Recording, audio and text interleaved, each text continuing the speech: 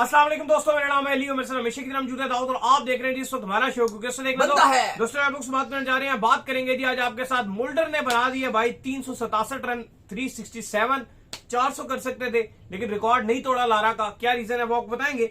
बात करेंगे बुमराह के हवाले से कि बुमराह आ रहे हैं वापस।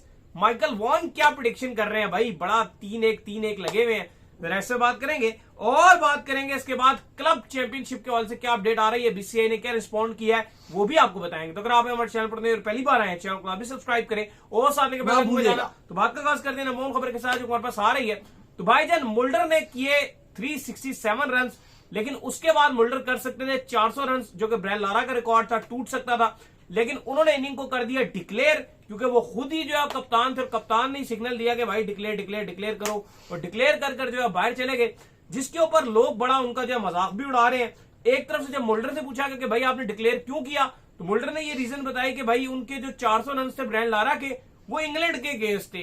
तो मैं ये चाहता हूं कि जो ब्रायन लारा का रिकॉर्ड है वो ब्रायन लारा के पास ही रहे। इवन अगर मुझे दोबारा भी मौका मिला तो मैं दोबारा भी ये डिक्लेयर कर दूंगा और मैं लेजेंड को रिस्पेक्ट दूंगा भाई। नहीं, अगर आप मेरा इसमें पॉइंट ऑफ व्यू ये है कि अगर आप इतना ही कोई रिस्पेक्ट दे रहे हो कि भाई उसका रिकॉर्ड तोड़ जाएगा तो फिर आप क्रिकेट ही ना खेलो, क्योंकि अगर आप कोई भी क्रिकेट खेलने आओगे अगर आप उस टीम को हरा दोगे तो उस टीम में भी एक आध लेजेंड हो गई, तो फिर आप इतना लेजेंड का ख्याल कर रहे हो कि भाई ये रिकॉर्ड तो टूट जाए, मेरी सेंचुरी ना हो जाए तो रिकॉर्ड टूट जाएगा, हाय मैंने सेंचुरी मार दी तो ये हो जाएगा वो हो जाएगा, तो भाई फिर आप क्रिकेट खेलो ही ना, फिर आप घर चले जाओ। एक लेजेंड की रिस्पेक्ट एक अलग चीज होती है और एक अपना जो आप रिकॉर्ड बना रहे हो वो एक अलग चीज है, वो रिकॉर्ड टूटने के लिए।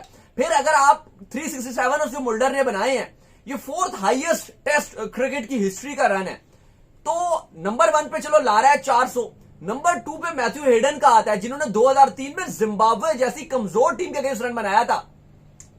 आप एटलीस्ट मैथ्यू हेडन का रिकॉर्ड तो तोड़ सकते थे ना 3 ओवर और खेल के।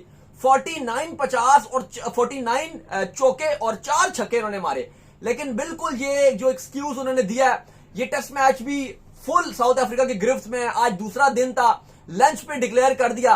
कुछ लोग मीम्स बना रहे थे कि लारा ने फोन किया इनको, कोई कहता है इनको मीम्स में धमकी दे रहा था, कोई कहता है पैसे दे दिए, कोई कुछ करता है, मतलब मजाक लोग उड़ा रहे थे। लेकिन बहरहाल जो भी था ऐसा नहीं होना चाहिए। जब आपके पास मौका था 4 ओवर्स में आप वर्ल्ड रिकॉर्ड बना सकते थे तो फिर आपको ये वर्ल्ड रिकॉर्ड बनाना चाहिए था। इस तरह का बिल्कुल ब्लंडर आपने किया, क्योंकि जब जिम्बाब्वे बेचारी बैटिंग करने के लिए आई उनको तो 2 सेशन भी उनके लिए बहुत थे। एक बार वो पूरी ऑल आउट हो गई और दूसरी बार भी उनका 50 पर 51 पर एक खिलाड़ी आउट था जब दिन का इख्तिताम हुआ, तो बहुत ही बड़ा ब्लंडर था अपनी कप्तानी में जो उन्होंने किया और ये शो करवाया कि मैं बहुत सेल्फलेस हूं। भाई ये नहीं होता, आपके पास रिकॉर्ड था, आपको अचीव करना चाहिए था अगर आप क्रिकेट खेल रहे हो तो। खैर ये वैसे उनकी थोड़ी बहुत समझ भी आती है कि जिम्बाब्वे के अगेंस्ट मार रहे थे और उन्होंने लारा ने इंग्लैंड के अगेंस्ट मारा था। भाई तो मैथ्यू हेडन का रिकॉर्ड तो तोड़ते। चलो सही है नाम, लेकिन अब मुल्डर का जो है फिर बड़ा गूंजता है, लेकिन जिम्बाब्वे के अगेंस्ट और इंग्लैंड के अगेंस्ट बहुत फर्क है मेरा ख्याल है। तो अब मैथ्यू हेडन ने 380 बनाया, उसने कौन सी मैथ्यू हेडन का उनके दिमाग में भी नहीं होगा और आज से पहले किसी के दिमाग में भी नहीं होगा। ऑन द सीरियस नोट दिमाग में उसी के होता है जिसका 400 तो इन्होंने 4 नंबर पे फिनिश किया ना, थोड़ा सा और आगे जाते 13 रन बनाते और। लेकिन भाई ये आपकी बच्चों वाली बात है कि आपको उसका उससे रन था उसका था। अगर आप क्रिकेट खेलने आए हो तो फिर आप अपनी इंटरनेशनल क्रिकेट खेल रहे हो, कोई गली में नहीं खेल रहे, कोई क्लब में नहीं खेल रहे कि आप ये कह रहे हो जी उसका छोटा रिकॉर्ड था उसका ये था। तो बहरहाल इंटरनेशनल क्रिकेट है, आपको आके रिकॉर्ड टूटते हैं, बड़े बड़े रिकॉर्ड टूटे। ऐसे तो सचिन तेंदुलकर ने इतने बड़े बड़े रिकॉर्ड बनाए, विराट कोहली आगे कुछ मैच ही ना जितवाते, क्योंकि अगर वो ज्यादा man of the matches award ले लेते तो वो सचिन का रिकॉर्ड तोड़ देते।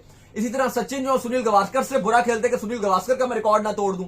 अभी शुभमन गिल ने जो इंग्लैंड के अगेंस्ट खेले हैं वो सुनील गावस्कर का रिकॉर्ड तोड़ने के करीब आ गए हैं।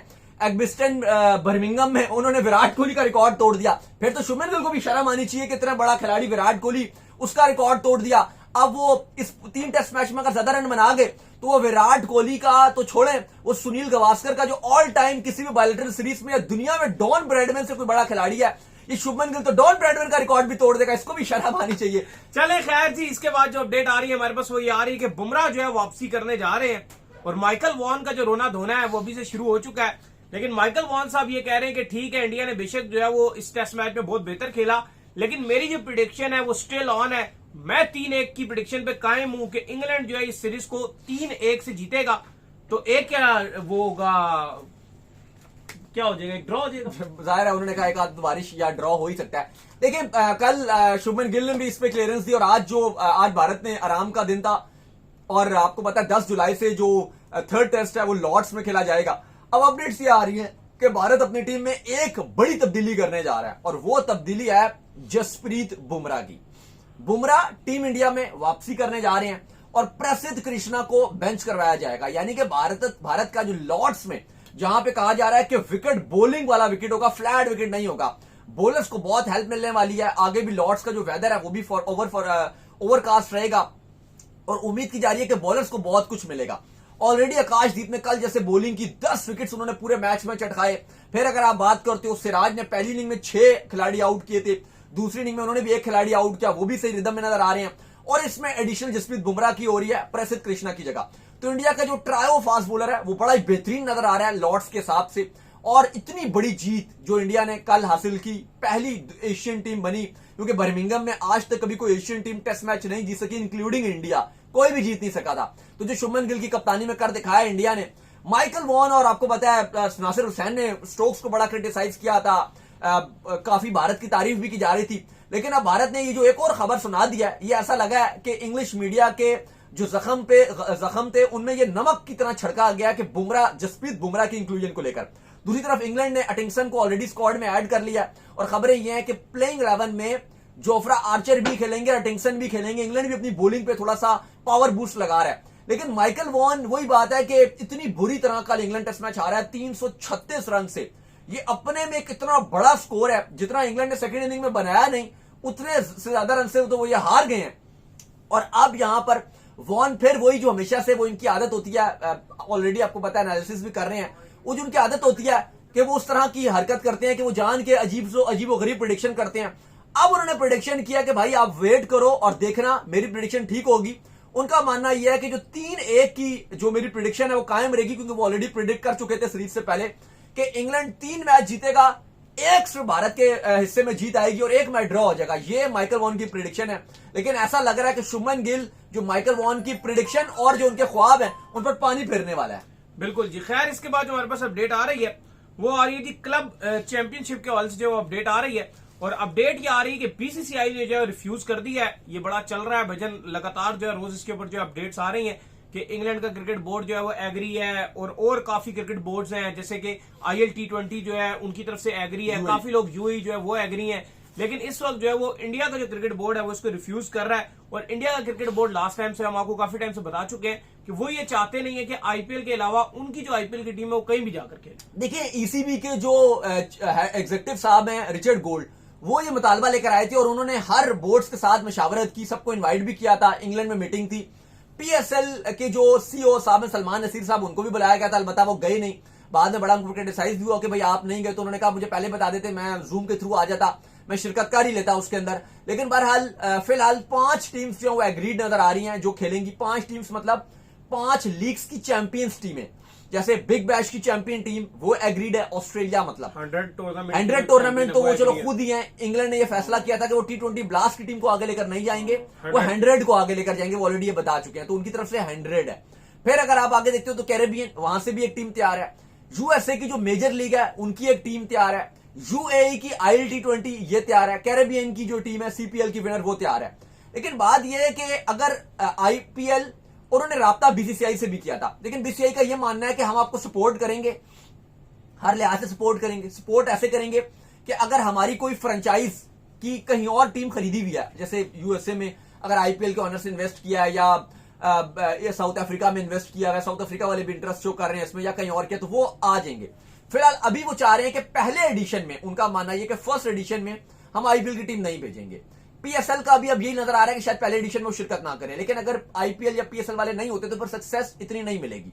अब पैसा तो सबको पता है कि भाई वो इंडिया से आना है, अगर बीसीसीआई अपने IPL भेज देता है तो बहुत पैसा हो जाएगा, ये लीग CL T20 कितना सक्सेसफुल हो जाएगी।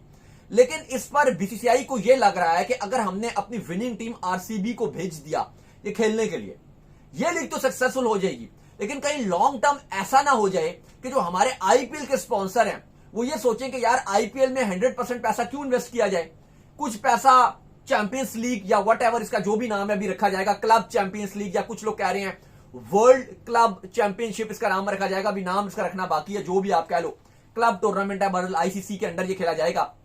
अभी ICC इसके ऊपर देख रहा है, क्योंकि ये जो 5 बोर्ड्स हैं अब इनका ये मुतालबा है, पहले इन्होंने खुद मीटिंग की, अब ये बोर्ड्स ICC को कह रहे हैं यानी कि आप कह लें जय शाह को कह रहे हैं और आईसीसी को कह रहे हैं कि इसके लिए आप एक प्रॉपर विंडो क्रिएट करें। जैसे आप एक आईसीसी इवेंट के लिए एक विंडो क्रिएट करते हैं, आप आईपीएल के लिए एक विंडो क्रिएट करते हैं, तो आप प्रॉपर एक विंडो दीजिए। 2026 में इसलिए इसको शुरू किया जा रहा है क्योंकि फेब मार्च में आखिरी आईसीसी इवेंट है T20 का, उसके बाद 1.5 साल तक कोई आईसीसी इवेंट नहीं है। फिर 27 में अक्टूबर में वर्ल्ड कप है अफ्रीकन रीजन में, पहले एशिया कप। तो 2026 का जो सितंबर अक्टूबर का विंडो है वो बिल्कुल एम्प्टी है, ना कोई एशिया कप फिलहाल वहां शेड्यूल्ड है। चलो एशिया कप को तो ये बात भी नहीं करे ना, वो तो छोड़ो, ये आईसीसी इवेंट को देख रहे हैं, तो आईसीसी इवेंट कोई नहीं है वहां पर। तो ये कह रहे हैं कि उस इवेंट पे अगर हम रखवा देते हैं तो विंडो भी पूरी एम्प्टी मिल जाएगी और व्यूअरशिप भी हमें अच्छी मिल जाएगी। लेकिन अगर वहां पे बीसीसीआई आईपीएल की टीम नहीं बेचता तो ये फिर उस तरह से नाकाम हो जाएगा। फिर ये जो कहा जा रहा है 2026 में करवा दिया जाएगा, वो सक्सेस नहीं मिलेगी, क्योंकि बात यही की जा रही है कि अगर आईपीएल की भी टीम चली गई, पीएसएल की भी एक विनिंग टीम चली गई, तो वो इंडिया पाकिस्तान का टच आ जाएगा और ऑटोमेटिक अगर पीएसएल नहीं भी, अगर आईपीएल की भी सिर्फ टीम चली जाती है तो व्यूअरशिप ऑटोमेटिकली बहुत ज्यादा बढ़ जाएगी और ये लीग सक्सेस हो सकती है। लेकिन फिलहाल अब ये टीम सोच रही है कि अब क्या कराया जाए, क्योंकि अगर ये बीसीसीआई नहीं हमारे साथ मिलता तो फिर हमारी ये जो लीग है CL T20 या व्हाटएवर क्लब चैंपियनशिप, ये नाकाम हो जाएगी। तो उम्मीद करते हैं आज हमारे शो आपको पसंद आया। वीडियो को लाइक कीजिए, हमारे चैनल को सब्सक्राइब कीजिए, साथ लेके बेल आइकन को बजाइए। एक और काम कर लीजिए, वही कर लीजिए, हमारे फेसबुक पेज को फॉलो कीजिए, लिंक डिस्क्रिप्शन में। और नेक्स्ट में, तब तक के लिए अल्लाह हाफिज।